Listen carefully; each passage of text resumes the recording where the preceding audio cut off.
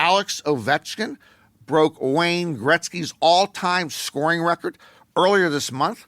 It came in the second period of a game. I missed it because I had already switched to a sponge pants square bob rerun on Nick at Night. Norman Chad.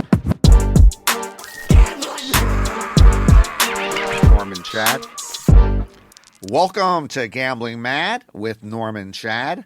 I am Norman Chad. Coming up today on the program, will the NBA ever call a traveling violation again? Will the NHL ever get rid of their second intermission? Will Cody Bellinger ever order chicken wings again? Gambling Mad, as always, brought to you by Fritos, picked fresh off of Central California trees every morning, delivered directly to your local retailer every afternoon. And by the refreshing taste of Fresca. Fritos and Fresca. It's a meal. Catholics around the world are mourning the death of Pope Francis. On the other hand, because of the world we currently occupy, gamblers have a different opinion. Polymarket, which is a wagering / predictions / cryptocurrency warehouse that seems to operate in the shadows of U.S. law, has many betting opportunities in regard to the papacy. Polymarket says there has been $2 million wagered on prop-related pope bets. One of the props had been whether there would be a new pope in 2025. With Francis's death, that is now a massive favorite for those who wagered yes. There are several other Vatican-related wagering categories that I doubt the church would approve. For instance, will the next pope be gay? That's got to be a no, huh? Will the next pope be trans? That's really got to be a no, huh? And will the next pope be black? I'll say this, I like black chances more than trans chances. And finally, the big question, who will be the next pope? Italian Pietro Parolin, the Vatican's Secretary of State since 2013, has a 37% chance of being Francis's successor. Filipino Luis Antonio Tagle is next at 22%. He would be the first pope from Asia. And then as we go down the list, we reach the longest of long shots at 1%, a 1% chance to be the next pope. Two surprise choices, Donald J. Trump and Stephen A. Smith. I made that last part up. I hope I did. So has gambling taken over our culture? What is that, a trick question? Here is example 7,246 of how Sports Nation has morphed into Gambling Nation. During last week's St. Louis Battlehawks Arlington Renegades UFL game, you heard me right, that's a United Football League clash, that's a pro football league, between the Battlehawks and the Renegades right in the smack of spring. On the game-deciding play, ESPN announcer Roy Philpott worked in the over-under on the call. It was 4th down and goal, half a minute left, St. Louis trying to tie the game. The Renegades intercepted the pass and returned it all the way for a touchdown, with Philpott's final excited words being, and the over somehow hits on the pick six from 100 yards away. This is amazing. He smoothly incorporated the total, the over-under you could bet on how many points would be scored into his play-by-play description. It was treated with equal importance, if not more importance, than the fact that Arlington had just defeated St. Louis. Welcome to the new America. Mama, don't let your babies grow up to be gamblers. Okay, so sports betting is hard. So hard that I recommend that no one should do it seriously. Recreationally, if you can control it, fine. Anything beyond recreationally, not a good idea. Keeping that in mind, I wanted to give a shout out to a professional sports bettor I follow on X, Devin's Bookie. At Devin's Bookie is where you can find him. Now, he has a service where he sells his handicapping. I cannot and will not vouch for that, but I enjoy him on X because his prognosticating seems above average and he seems to be very honest. He sometimes puts his betting tickets on X so you can see if he wins or loses. This week, he had one of the greatest tickets I have ever seen. He had a 2-pick parlay. He needed the Yankees' Clark Schmidt to walk at least 2 batters, and he needed the Guardians' Gavin Williams to walk at least 2 batters to win his prop bet. Coincidentally, they were opposing starters that day in the Yankees-Guardians game. So he had to have both starting pitchers walk 2 batters or more in the game to cash in. And you know what happened? Each of them walked 2 batters in the first inning. Game over. Ka-ching for Devin's Bookie, just like that. I mean, it's almost as good if you bet the coin flip at the Super Bowl. You win or lose before the game's over, you can relax. This over-under bet was over after the first inning. I am watching the NBA playoffs, enjoying the NBA playoffs a lot, hoping my long shot Denver Nuggets can survive the treacherous Western Conference, somehow win the NBA title at 14-1 odds, and bring me into the black for my springtime futures bets. Hey, a kid can dream. As I watch the NBA postseason, I am reminded of 3 realities of modern pro basketball that boggle the mind. Well, at least boggle my deteriorating mind. 1, to get called for a traveling violation, a player must carry the ball from half court to the basket without dribbling. 2, to get whistled for a 3-second violation, a player must carry the ball. A player must stand in the lane without moving for at least 12 seconds. And 3, it is apparently impossible for any NBA player to violate the league rule for carrying or palming the ball. Okay, let me read to you directly. This is NBA rule number 10, section 11, small d.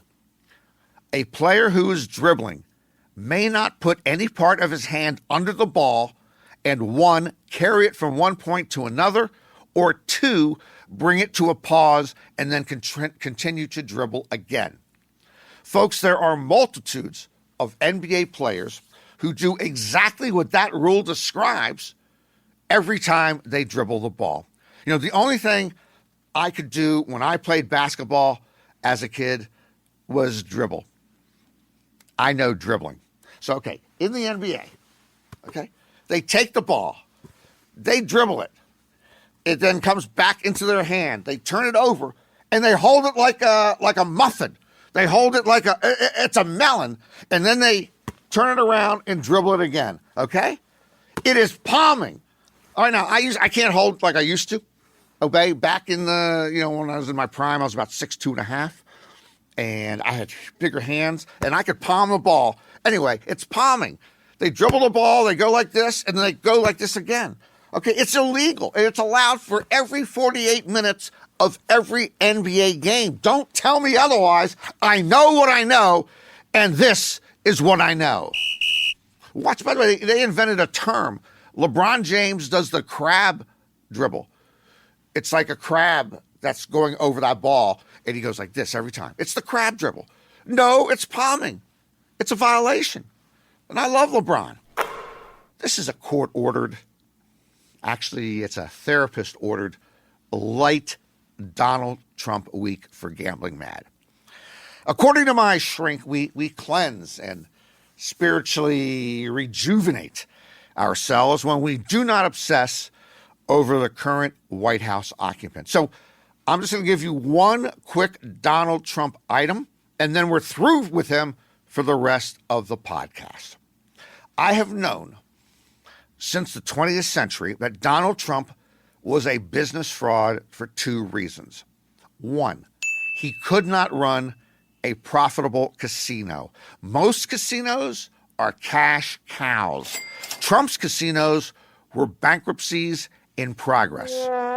Two, he single-handedly ruined any chance the USFL, the United States Football League, had of succeeding in the mid-1980s.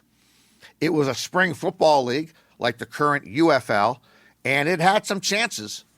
But Trump came in and he ruined it. On that topic, for those of you who still read, now I lost everybody. For those of you who still read, I heartily recommend a 2018 book by Jeff Pearlman entitled Football for a Buck, The Crazy Rise and Demise of the USFL.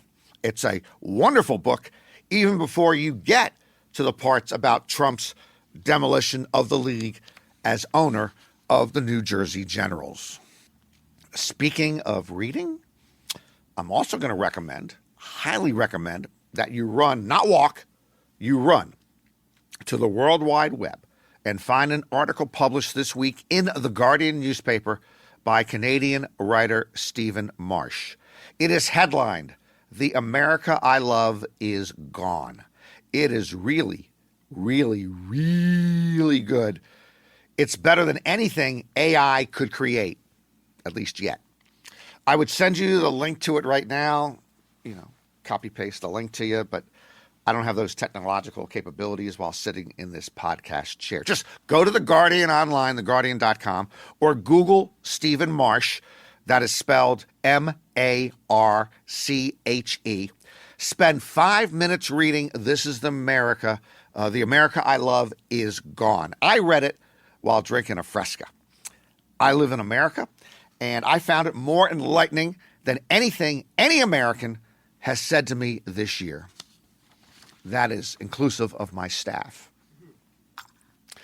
The person we entrust with the security of our homeland is under fire this week because she could not provide security for her own handbag.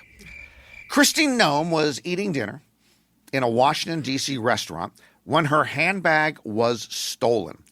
The Homeland Security Secretary's purse contained her driver's license, apartment keys, makeup bag, department access badge, medication, passport, blank checks, and $3,000 in cash.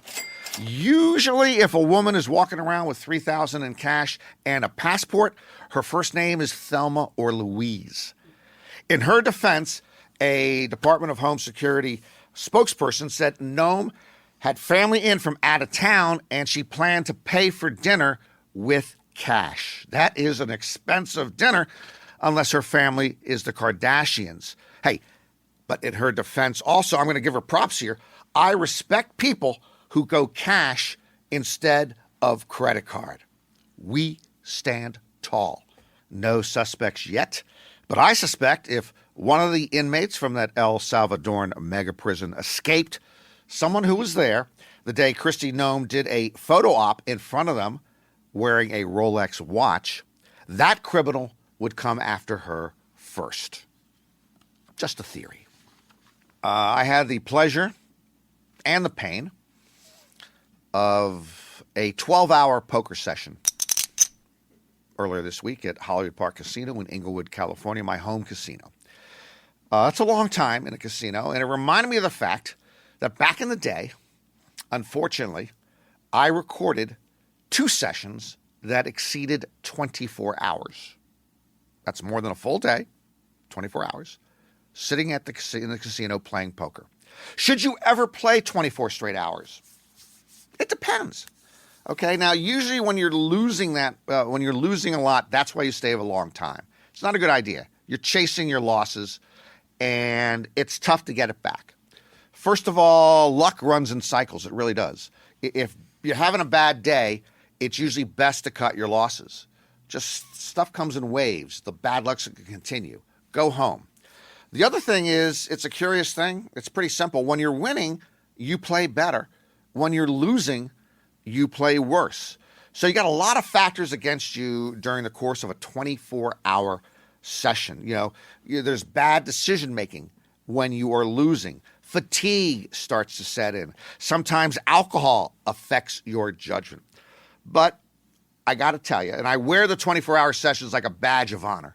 The thing is that when you're losing a whole lot, it's just, besides the fact that I know we're kind of sick, we need the action, there's an incredible challenge involved in just trying to climb a steep hill all the way. It's very tempting to climb that hill and get your money back.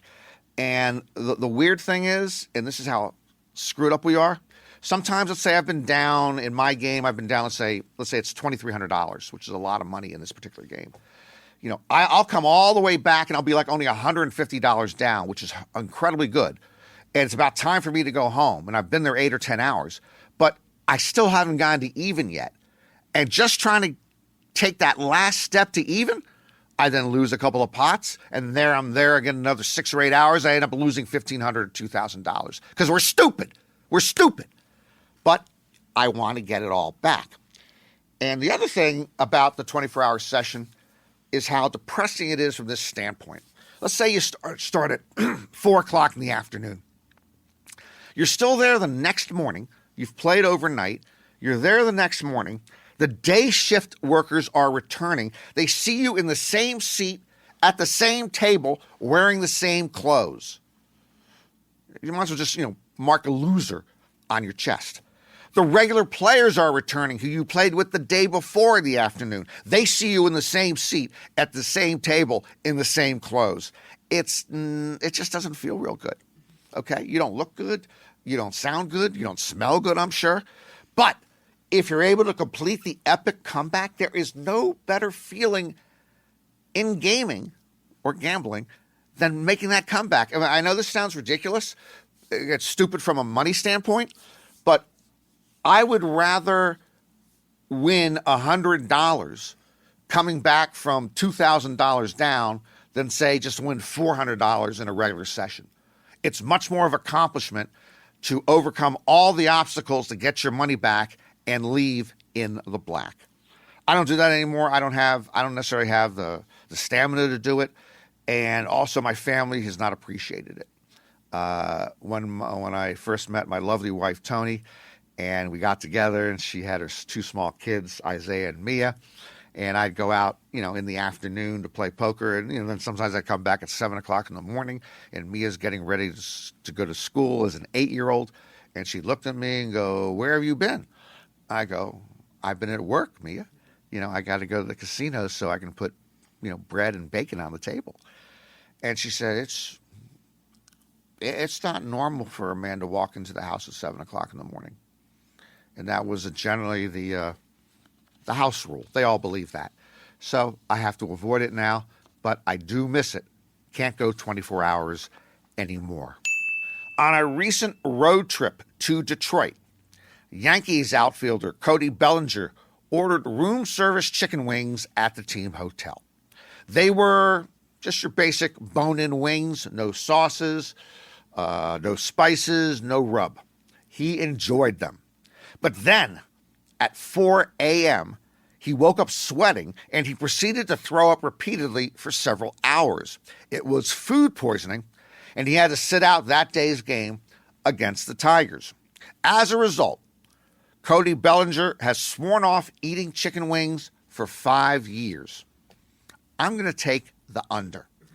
First of all, I believe Bellinger loves chicken wings. He's going to have a taste for them again. Second of all, I am going to rely on my own personal experience in this area. Half a lifetime ago, I was in Atlantic City with my good buddy Vinny Perrone. We used to go on day trips to Atlantic City every few months from Washington, D.C., because we were young, we were stupid, and we hadn't ever gone to Las Vegas yet. I convinced him one night in Atlantic City on our dinner break to go to an all-you-can-eat seafood buffet along the boardwalk. It cost it was like $5.99 or $6.99. I ate a dump truck worth of mussels. I love mussels. Later that evening, on our drive home, I started sweating. Then I got pretty nauseous. Then I started screaming to Vinny to pull over to the side of the road on Interstate 95 so I could start vomiting my guts out. I had food poisoning. Forget 5 years. I swore off mussels. I swore I would never eat mussels again. Maybe 12, 15 months later, I ate mussels again. I love mussels, maybe more than life itself. Since then, I have ordered them dozens and dozens of times. Cody Bellinger, you're going to want chicken wings again. Just don't order any wings in Detroit. Before we wrap up, I'm going to say this one time and one time only. It's time for hockey to consider halftime. All my NHL friends love to tell me that there's nothing better in professional sports than the National Hockey League postseason. Well, I'm never going to find out if that's true because hockey, unlike football and basketball and soccer, refuses to play with just one halftime intermission. Tragically, hockey games are divided into 3 20-minute periods with 2 intermissions. That's 2 15-minute breaks. If I'm at home taking in some TV and you give me 2 15-minute opportunities to, watch something else or walk away, I'm going to end up watching something else or walking away. This ain't the 17th century. This is a go, go, go culture. Speaking of the 17th century, and nobody likes to talk about this, William Shakespeare wrote all of his plays in 5 acts. And trust me, people were flooding out of London theaters after acts 2, 3, or 4. I mean, I don't care how great Othello, Hamlet, or Macbeth is supposed to be. Nobody is sticking around through 4 intermissions. How could the NHL not take note of this? So recently, Alex Ovechkin broke Wayne Gretzky's all-time scoring record earlier this month. It came in the second period of a game. I missed it because I had already switched to a sponge pants square bob rerun on Nick at Night. Patrick was trying to grow a beard, and he went to the squid guy, and he wanted to get some help on growing the beard and becoming more mature. It was pretty good. That'll do it for another edition of Gambling Mad with Noem and Chad. Hope to see you again next time. And remember, if you're going to roll the dice, make sure they're loaded. I still ride the bus. They say no one in L.A. takes the bus unless they don't have a car, but I hate to drive, and I love the bus. There are unspoken rules on the bus. They aren't that complicated. One of them is you give up your seat to someone who needs it. I've been doing that my whole life. A woman might have a lot of shopping bags or an elderly person boards. You don't make them walk to the back of the bus. You give up your seat. This is an automatic. Well, it took me a while to realize it, but I'm now on the flip side of this equation. I am the person who needs the goddamn seat with my bad back, bad knees, and bad mobility. Plus, as I'm constantly told, I'm just plain old. But these 20-something and 30-something punks won't move, won't budge, won't even make eye contact. So start spreading the news. The next time I board a crowded bus, if not a single young whippersnapper moves their lazy ass to allow me to rest my 60-something bones and body, I will simply plop down on their entitled lap, and they're going to take it, and they're going to like it, or I will go gambling mad!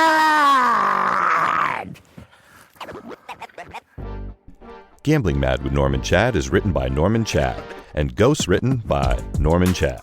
Executive producers are John Scheinberg and Rick Barrio-Dill. Produced by Noem and Chad and Rick Barrio-Dill. Our associate producers are Bree Khoury and Asher Friedberg, and edited by Asher Friedberg with studio facilities at 360 Pod Studios, Beverly Hills.